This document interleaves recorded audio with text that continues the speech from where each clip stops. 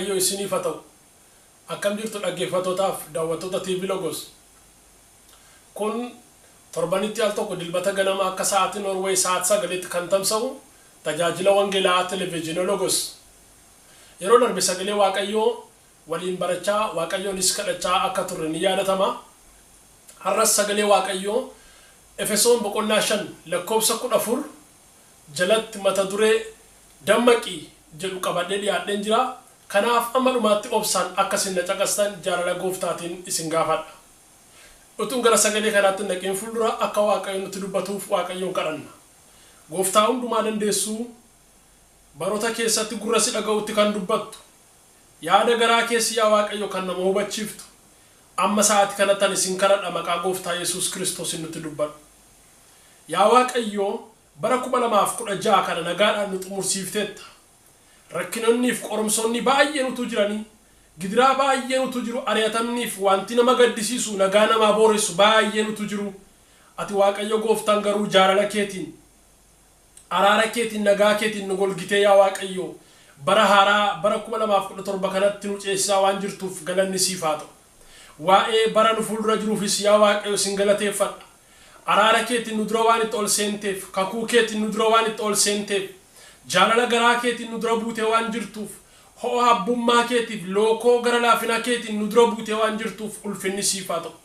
Yaa isa hundumaa dandeessu gooftaa ani sin kadhadha gargaarsi kee ammas bara isattaanu kana keessatti nu wajjiniin haa ta'u. Gufannaan bara kana keessa jiru bo'ichi bara kana keessa jiru abdii kutannaan bara kana keessa jiru humna du'aa ka'u Yesuus Kiristoos nurraa haa fagaatu. Balaa hamaan yaa waaqayyo du'i akka tasaa miidhamni hamaan yaa waaqayyo baricha keessaa humna keetiin nurraa kan hidhameef kan qabame haa ta'u. Gooftaa hundumaa dandeessuu jaalala keetiin nu geggeessi ayyaana keetiin nu jajjabeessi araara keetiin nu wajjiniin ta'i. Ani sin kadhadha yaa waaqayyo baricha keessatti golgaa nuuf ta'i araara keetiif nagaa keetiin nu wajjiniin ta'i. Waan lubbuun keenya barbaadu hundumaa nutti hin hir'isin caamsaa afuraa keessaa nu baasi. Eebbisiisa hundumaa danda'uun waa qaqqabu ulaa kee waaqa nurratti bani kadhannaadhaan yaa waaqayyo fuula kee tura akka dandeenyuuf humna kadhannaa nuu kenni. Jilba amantii keenya haaressi yaa waaqayyo gooftaa humna keenya nu hidhachiisi. Baroota kana keessatti yaa waaqayyo galaa ol nuuf kaayi sagalee keetiin nu soori maqaa gooftaa Yesuus Kiristoosiin ani sin kadhadha. Ameen. Egaa yaa obboloota koo bara 2016 kana keessa rakkinoota hedduu ture, du'i baay'een tureera, dhukkubi baay'een tureera, hidhamuun baay'een tureera, ari'atamuu baay'ee ture. Nu illee warri biyya bakkee teenyu reeffa hiriyoota keenya fuula Facebookii keenya irratti miidiyaalee hawaasaa fi sabaa himaalee addunyaa kanarraa garaagaraa hedduurraa dhaga'aa turre. Barri 2016 gaddaan, bo'ichaan, aariidhaan akka jalqabnetti xumurame. Barri 2017 kun maaliin akka bari'u hin beeknu. Kanaaf bara 2017 kana keessatti ergaa sagalee waaqayyoo kan nu barbaachisu kan nu ittiin baricha ittiin moonee dabaru kan nu ittiin baricha keessatti ittiin jajjabaan har'a qabadhee dhiyaadheen jira. Kanaaf obsaan na caqasaa waaqayyo baroota keessatti warra isa dhaga'an ittiin dubbata. Bara itattaanu kana keessatti maal ta'uuf akka jiru waaqayyoon gaafachuun baay'ee barbaachisaa.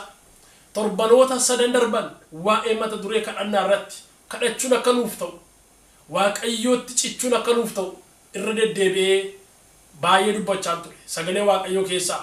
Har'as mata duree dammaqii jedhu kana jalatti Efesoon boqonnaa 5 lakkoofsa 14 irraa nan dubbisa kana jedha.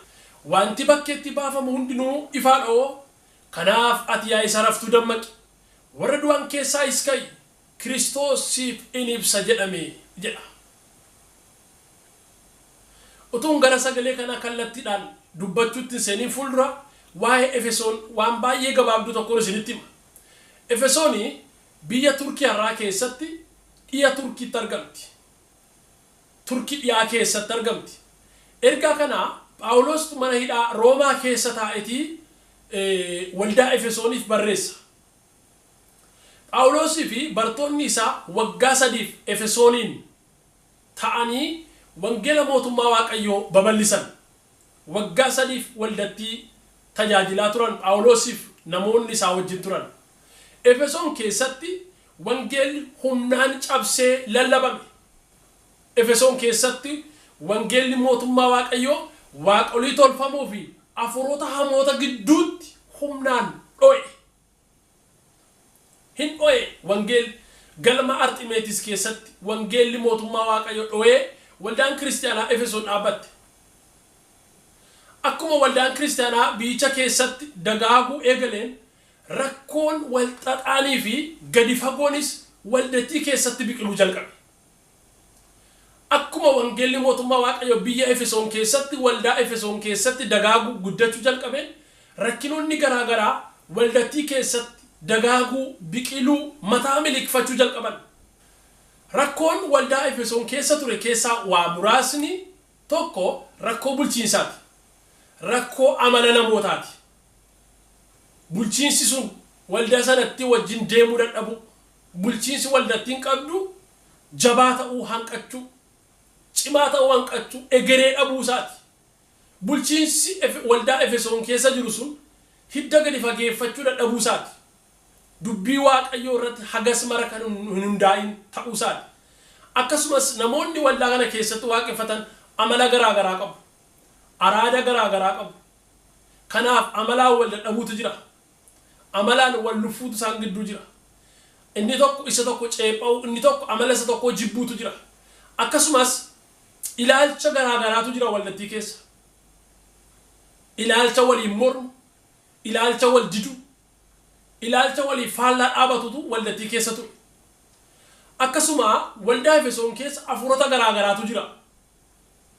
Namoonni kaleessa dheengadde galma Arximeetis keessatti waaqa tolfamaa waaqessaa turan aadaadhaan, duudhaan, amala garaagaraa dur waaqa tolfamaa jalatti baran sana fidanii waldaa keessatti calaqqisiisuu jalqaban. Aadaa garaagaraatu waldattii keessa jira. Egaa rakkoon kanaaf kana fakkaatan waldaa Efesoon mudate. Kanaaf kutaa asiin olii kana keessatti Phaawulos akeekkachiisa cimaa waldattiidhaaf kennaa jira. Rakkoo walxaxaa kanaan, rakkoo ilaalchaan, rakkoo amalaan, rakkoo afuurotaan, rakkoo aadaatiin, waldattiin rakkoo bulchiisaatiin qabamtee hudhamtee lafa isheen jirtu keessatti Phaawulos kutaan armaan olitti dubbise kana akkana jedhee isaanitti dubbata. Kanaaf ati yaa saraftuu warra du'an keessaa dammaqi, Kiristoosiif ibsaa'i. Wanti bakkeetti baafamu hundumtinuu ifaadhoo. Wanti gadi ba'ee mul'achuuf jiru hundumtinuu ija namaatti mul'achuun isaa hin hafu. Kanaaf yaa isa raftuu warra du'an keessaa dammaqi. Rakkoo walxaxaa ishee keessatti hidda gadi fageeffateen waldaan kun haguugamtee jirti. Kanaaf waldaa kana Phaawulos haguugamuu sana keessaa, golgamuu sana keessaa ishee kaasuudhaaf hirribaa dammaquutu isiniif ta'a jedha. Hirriba keessaa dammaquutu isiniif ta'a jedha. Waldattiin waan ittiin haguugamte, waan ittiin marfamte, rakkina garaagaraa ishee mudate kana keessaa dammaqxee akka isheen kaatee yaada waaqayyo wajjin tarkaanfattu, akka isheen kaatee mul'ata Kiristoos duukaa adeemtu, akka isheen kaatee wangeela mootummaa waaqayyoo lallabduuf Phaawulos waamicha ishee godha. Hirriba yeroo jennu har'a waldaan kiristaanaa Efesoon hirriba afuuraa, hirriba dammaqiinsa mul'ata waaqayyoo waldaan Efesoon hirriba afuuraa keessa turte. Hirriba yaada waaqayyoo beekuu dadhabuu keessa turte. Hirriba akeeka waaqayyoo of duratti beekuu dadhabuu keessa turte. Egaa hirriba yeroo jennu har'aa hirriba an akkaataa sadittan hiika yookaan hirriba akaakuu sadiitu jira jedheen dubbadha. Tokko hirriba yaadaati. Hirriba yaadaati. Yaadachuu dadhabuu, fuulduree ofii arguu hanqachuu dadhabuu, hubannaa waa'ee bor of dura jiru, waa'ee borii ofii arguu dhabuuti. Hirriba yaada. Yaaduu dadhabuu, yaadachuu dadhabuu, fuulduree ofii arguu dadhabuu. Haala keessa jiran keessa ta'anii waa'ee guyyaa borii arguu dadhabuu. Kaleessa ofirra dhaabatanii egeree ofii xiinxaluu dadhabuu. Rakkoo yaadaati. Waa hubachuu dadhabuu.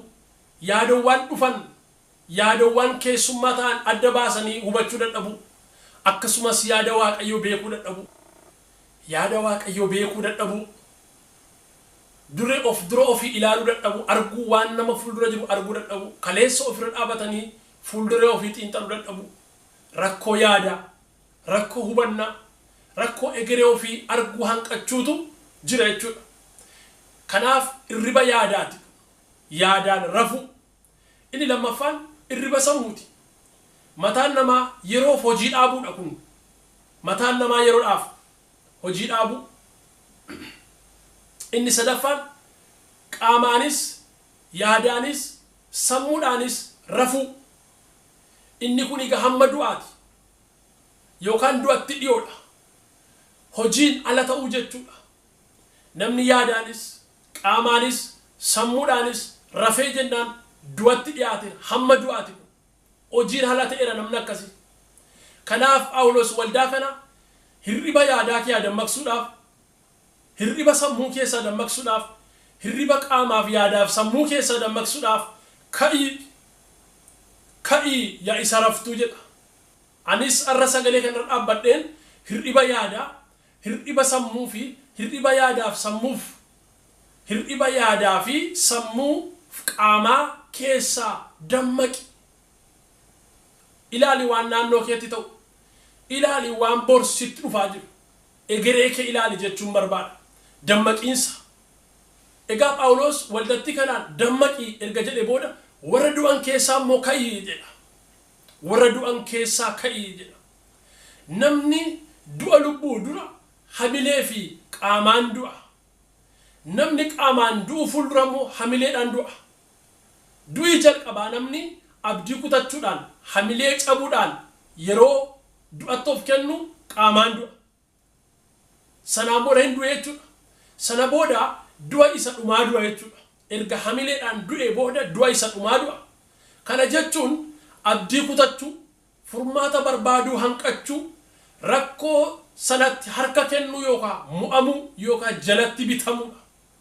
Rakkoo namatti dhufuuf furmaata barbaaduu dhiisanii, gidiraa namatti dhufeef fala dhaachuu dhiisanii, jalaa miliquudhaaf warraaqachuu dhiisanii, jalaa miliquudhaaf warraaqachuu dhiisanii harka kennu, jalatti bitamuu, mu'amuu dhabu. Egaa kun hamma du'aati. Namni gaafa rakkina isatti dhufe, qorumsa isatti dhufe, ari'atama isatti dhufe hundumaatti harka kennatee jalatti bitamuuf hamma mu'ame waan ta'eef hamma du'eeti. Namni abdii kutate akka reeffa yookaan akka nama du'eeti. Namni erga abdii kutate soqosuu hin danda'u. Waan kaleessa dheengadda abjoote sana raawwachuu hin danda'u. Waan dheebote dheebuusaa ittiin manaa ba'e sana galmaan ga'achuu hin danda'u. Abjuu argee manaa ba'e sana fiixaan baafachuu hin danda'u. Namni abdii kutate hamma du'aati. Kanaaf Phaawulos waldaa Efesooniin du'a kana keessaa kaasuu barbaada. Rakkina isaanitti dhufe keessaa akka isaan abdii kutatanii du'a sanatti of hin laalle. Qorumsa isaan marse rakkina isaan walxaxee isaaniin qabe sana keessatti akka isaan harka kennatanii jalatti kufanii jalatti abdii kutatanii hin hafneef du'a sana keessaa isaan kaasuu barbaada. Isinitti du'i dhiyaateera, du'a keessa jirtu. Warra du'antu isin gidduu jira. Kanaaf warra du'an kee dammaqi. Warra abdii kutatantu ture waldattii keessa. Warra rakkinni keenya furmaata hin argatu jedhantu ture. Rakkina kana keessaa ba'uu hin dandeenyu warra jedhantu ture. Rakkina kana furmaata fiduu ni dandeenya jechuu hanqachuudhaan warra rakkinichaaf harka kennatanii jalatti mu'amantu ture. Har'as namoonni gaafa rakkina isaanitti dhufeetti harka kennatan, furmaata barbaaduu dadhaban, keessaa ba'uudhaaf fala dhaachuu gaafa dadhaban hamma du'aati. Jireenya akkasii hamma du'aati. Namoonni akkasii akka waan du'anitti lakkaa'amu. Kanaaf namoonni hawaasa akkasii gidduu jiraatan, namoonni maatii akkasii gidduu jiraatan, namoonni hiriyoota akkasii gidduu jiraatan, namootni naannoo akkasii keessa jiraatan, saba akkasii gidduudha dammaqaa. Hiriyoota akkasii gidduudha dammaqaa, maatii akkasii gidduudha dammaqaa. Bor guyyaa ifaati jedha. Yaada Waaqayyoof duratti ilaalaa. Warra du'an keessaa ka'i.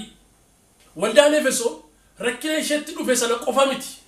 Rakkina isheetti dhufe baay'ee utuu wallaansoo qabdu, utuu ittiin qabdu, garuma irratti namoonni ishee keessaa rakkinichatti harka kennan baay'een turani. Isa kana immoo mul'ata Yohaannis boqonnaa 2 lakkoofsa 1:7 argina. Kutaa sana irratti dubbii ijoo qofaan dubbadhe darba. Maalirraa akka kuftee yaadadhu ittiin jedha. Abbaan mul'ata barreessa. Maalirraa akka kuftee yaadadhu. Jaalala kee duriitti deebii. Yaada garaa kee geeddaradhu. Hojii kee duraatti deebii ittiin jedha. Wangeela mootummaa Waaqayyoo lallabuu irraa boodatti deebi'an. Jaalala dur wal gidduutti qaban dhiisan. Akeeka sanarraa kufan. Waamicha sanarraa kufan. Isaan kanaaf immoo yeroo abbaan mul'ataa waamicha godhu maalirraa akka kuftee yaadadhu. Yaada garaa keetii geeddaradhu. Hojii kee duraatti deebii. Yoo ta'u dhaabaatte garuu baattuu ibsaa kee iddoodhaan butaa ittiin jedha. Sittan dhufaa.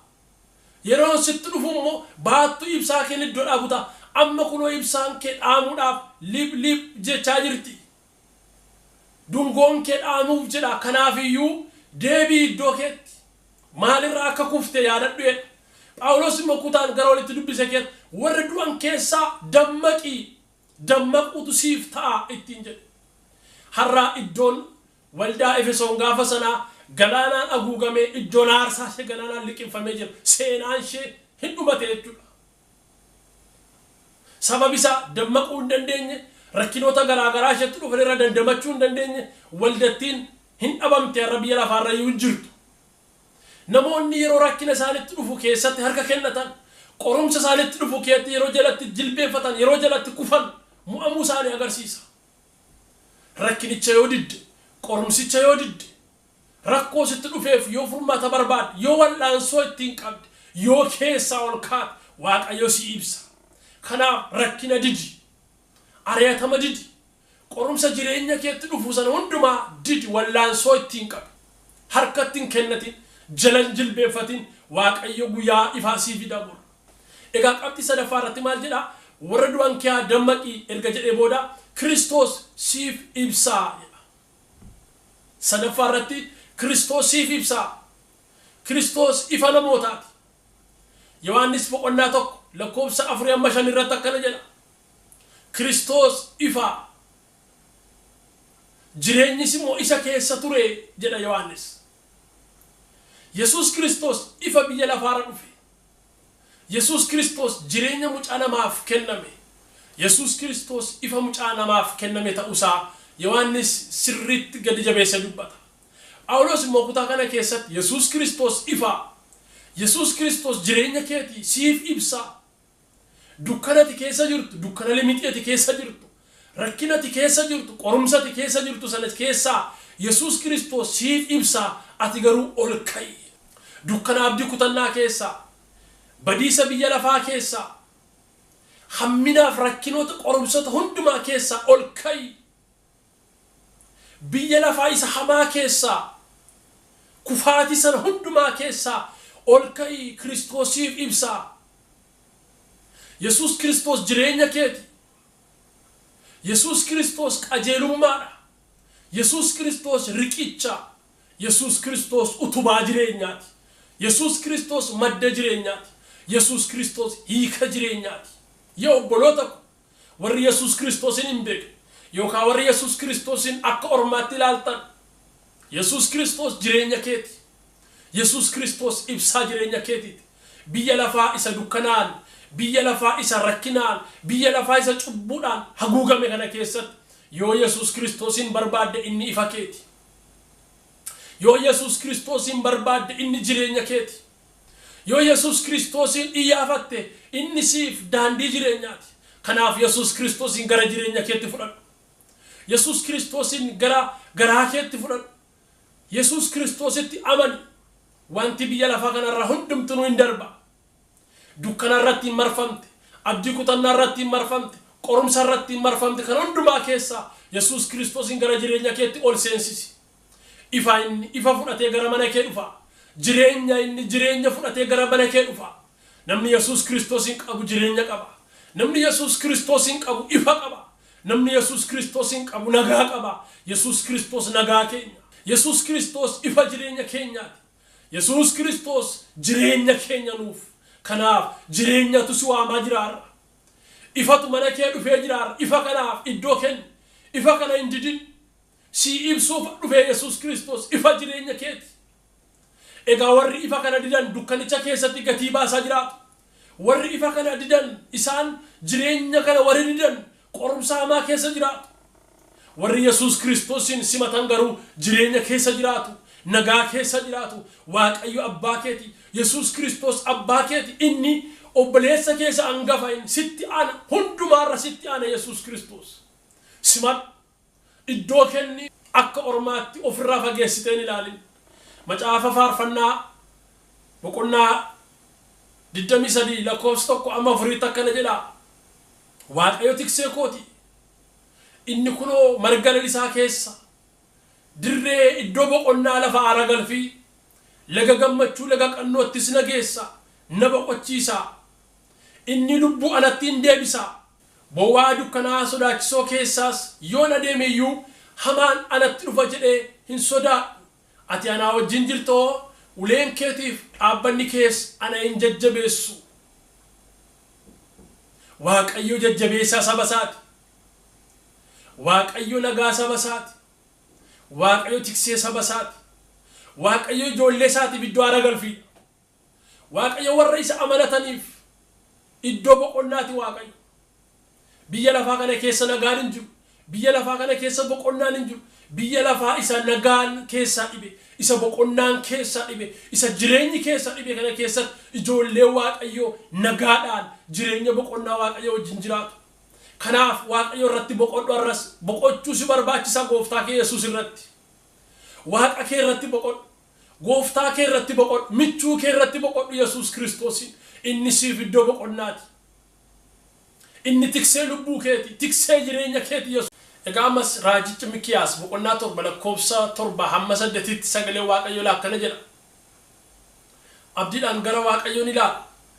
Ani kufeera garuu deebi'ee sinan ka'a. Dukkana keessa nan jiraadha garuu Waaqayyo ifa kooti jedha. Namni kunis abdii isaa of duratti ilaalaa jira Waaqayyoon. Ija isaa egeree isaa irra galgala isaa irra kaa'atee Waaqayyoon amanataa jira. Abdiidhaan Waaqayyoon ilaalaani. Kufeera garuu deebi'ee nan ka'a. Rakkina koo kanatti harkan kennu. Kufaatii koo kanatti harka hin kennu. Dukkana keessa jiraarra garuu Waaqayyo immoo ifa kooti. Ifa kooti Waaqayyo. Waaqayyo ifa. Dukkana namaa ibsa Waaqayyo. Ifa kooti Waaqayyo jedha.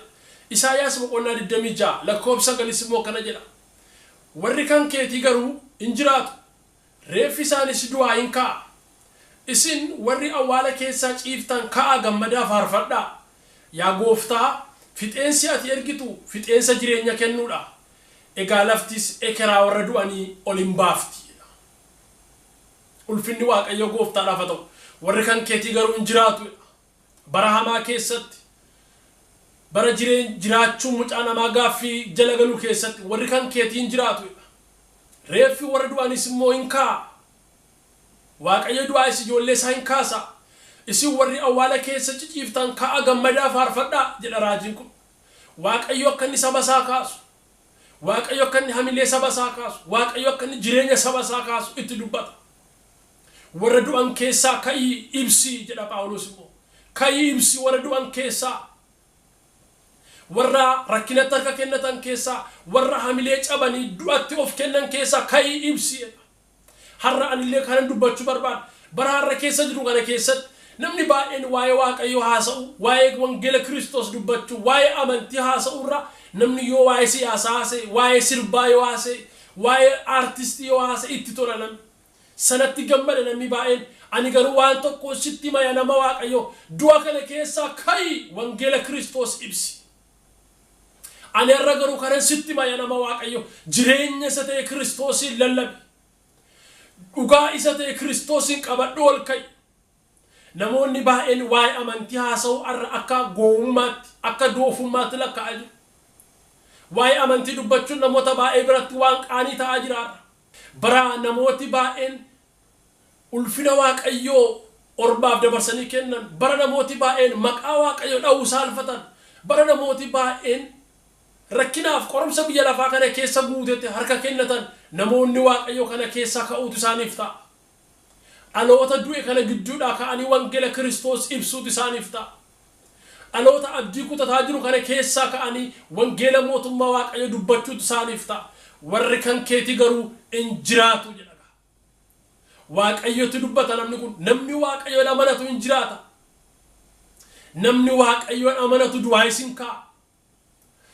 Du'a booda jireenyi jira. Biiftuu kana garas jireenyi jira. Warri waaqayyoon amanatan hin jiraatu. Egaa jedha waaqayyoon, yaa gooftaa fixeensi ati ergitu fixeensa jireenya kennuudha jedha. Laftis ekeraa warra du'anii ol hin baafti jedha. Guyyaa sanatti kaa ibsaa. Saba abdii kutate du'aa jiru kaa ibsaa. Warri amantiin keessan du'aa jiru kaa ibsaa. Warri mul'ati keessan du'aa jiru kaa ibsaa. Warri afurri keessan du'aa jiru dammaqaa. Irriba du'aa kee dammaqaa. Irriba yaadaa keessa dammaqaa. Irriba sammuu keessa dammaqaa. Namni mul'ati sirkatti du'e, namni jireenyi sirkatti du'e, namni amantiin sirkatti du'e, namni dukkana keessa jiraatu Kiristoosin hin argin jirtu kottu gara Kiristoos inni ifa kenna. Kottu gara Kiristoos inni jireenya kenna. Yesus Kiristoos jireenya, Yesus Kiristoos ifa. Gooftaan keenya Yesus Kiristoos ifa namootaati. Gooftaan keenya Yesus Kiristoos ijoollee isaatiif daandii ifaati.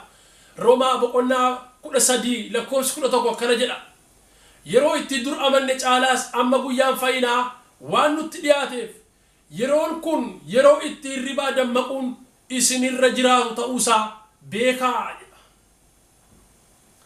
Guyyaan fayyinaa waan nutti dhiyaateef. Guyyaan fayyinaa waan nutti dhiyaateef. Ilaa hubadhu guyyaan kun guyyaa keeti.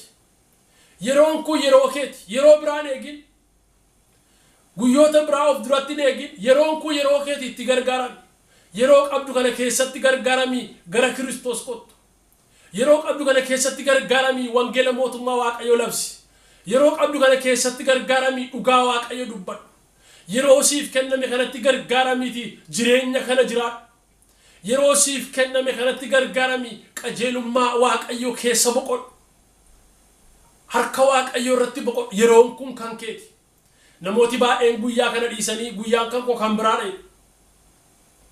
Guyyaa irra keessa jiraatan dhiisanii yeroo kan biraa eeggatu. Yeroon kun garuu kan keeti kana sitti maan. Barri kun kan keeti kana sitti maan. Itti gargaarami. Guyyaan kun guyyaa keeti. Carraan kun carraa keeti of hin dabarsin. Guyyaa siif kenname kana of hin dabarsin. Utuu yeroon jiru gara fayyinaa kottu. Guyyoota itti amanne caalaa amma guyyaan fayyinaa nutti dhiyoodha ammayyuu. Kanaaf yeroon kun yeroo itti hirribaa dammaquun nuuf ta'udha. Barri 2017 bara itti nu itti dammaquu qabdudha. Bara itti mul'ati keenya dammaquu qabu. Bara itti afuurri keenya dammaquu qabu. Bara itti jilbi keenya fuula waaqayyotti jilbeenfachuu qabu. Bara itti jireenya amantii keenya dammaquu qabudha. Sababi isaa barri 2017 bara 2016 irra adda. Sababi isaa ergaa ofii isaati qaba. Karoora ofii isaati qaba. Ergama ofii isaati qaba barri kun. Bara kana keessatti yaa nama waaqayyo amantuu dammaqi. Bara kana keessatti yaa nama waaqayyoon hin beekne waaqayyotti dhiyaadhu. Waaqayyoon kadhadhu. Yaa nama waaqayyoon hin beekne gara waaqayyo kottu. Gara Yesus Kiristoos kottu. Waaqayyotti amani. Yesus Kiristoositti amani. Yaa isaa Yesus Kiristoositti qoostu barri kun bara qoosaa miti. Wanti hundumtinuu qoosaadhaan hin hojjetamu. Barri qoosaa darbeera ta'a. Amma garuu wanti hundumtinuu gara tarkaanfiitti adeema. Gara murtootti adeema. Gara murannootti adeema. Gara cichoominaatti adeemaa jira. Kanaaf ejjennoo si gaafata. Tarkaanfii fudhachuu si gaafata. Murannoo dhugaa si gaafata. Yesus Kiristoositti si qaadeemuu qabda jireenya keetiin. Afuura keetiin Yesus Kiristoositti si qaadeemi. Laphee keetiin gooftaa Yesuusitti si qaadeemi. Itti dhiyaadhu gooftaa keetii Yesus Kiristoos. Egaa waaqayyo na kadhannu. Barri kun ergama ofii isaati qaba. Ergaa ofii isaati qaba. Bara kana keessatti dammaqnee waaqayyo na kadhannu. Dammaqnee dhugaa waaqayyo haa dubbannu. Dammaqnee gooftaa Yesuusii wajjin haa deemnu. Dammaqnee gooftaa Yesuusiin haa kadhannu. Hojii keenya irratti isa dammaqu. Mul'ata kee irratti dammaqi. Kaayyoo kee irratti dammaqi. Akkuma guyyoonni adeeman wanti hundumtuu dhuma adeema jireenya kee keessaa. Wanti hundumtuu sitti siqaa adeemaa jira. Ati sitti siqaa adeemuu qabda. Wantoota sitti achi as adeeman ati achitti adeemuu danda'u sirra jiraata. Yeroo sana mul'ata kee wajjin wal argatta. Yeroo sana kaayyoo kee wajjin wal argatta. Yeroo sana abjuu kee wajjin wal argatta. kanaaf dammaqina si barbaachisa dammaqaa irriba keessa warri naannoo keessa jirtan hubachaa hin jirre dammaqaa warri dhaloota gidduu jirtan hubataa hin jirre dammaqaa warri wanta isinitti dhufu hubataa hin jirre dammaqaa warri waan hojjetamaa jiru hubachaa hin jirre dammaqaa addunyaan haara'aa deemti barri 2017 kun ergaa ofiisaatii qaba ergama ofiisaatis qaba kanaaf atis bara kana keessatti jabaattee dammaqxee waaqayyoon kadhachuu hojii keettis cimu mul'ata keettis cimu kaayyoo keettis cichuu ergama kee galmaan gaachuu si feesisa kanaaf bara kana keessatti waaqayyoon kadhachuun baay'ee barbaachisaadha dammaqi waan hojjettan hundumaa irratti dammaqiinsa qabaadha bitaaf mirga keessan fuuldura keessan ilaala naannoo keessan duuba keessan ilaala waan isin fuulduratti ta'u ilaala sababisa addunyaan jijjiiramaa deemaa jirti haalli hundumtuu jijjiiramuu jalqaba bara 2017 kana keessatti waan hundumtuu sochii jijjiiramaa jalqabu hin jijjiiramanii dhumu yookaan jijjiirama jalqabatu hin taane sochii jijjiiramaatu jalqaba addunyaan kun kallattii turtirra gara kallattii biraatti fuula deeffachaa jirti sochii jijjiiramaatu jalqaba akkasuma rakkinoota baay'eetu ta'a gaafa sochiin tokko ta'u waan gatii hedduutu baafama waa baay'eetu baafama jechuudha sochiin tokko gaafa ta'u sochii sana wal qabate rakkinoota hedduutu dhufa kanaaf dammaquu ishee feesisa waldaan kiristaanaa geggeessitoonni waldaa kiristaanaa dammaqaa akka kanaan duraatti yaaduun qabdan akka kanaan duraatti waan hundumaa waan hundumtuu qajeelumatti deematanii hojjechuun qabdan ofirra gaggalagalaa adeemu ofirra gaggalagaltanii yaaduu danda'u isin gaafata kanaan booda waan hundumtuu jijjiiramaaf sochii jalqabu waan ta'eef isinis isaan kana duukaa sochii jalqabu dirqama ta'a jechuudha amantoonni bara sochiin jijjiiramaaf sochiin jalqabu kana keessa isinis sochii jalqaba addunyaa socho'uuf deemaa jirtu kana keessatti amantoonni socho'a waldaan kiristaanaa socho'a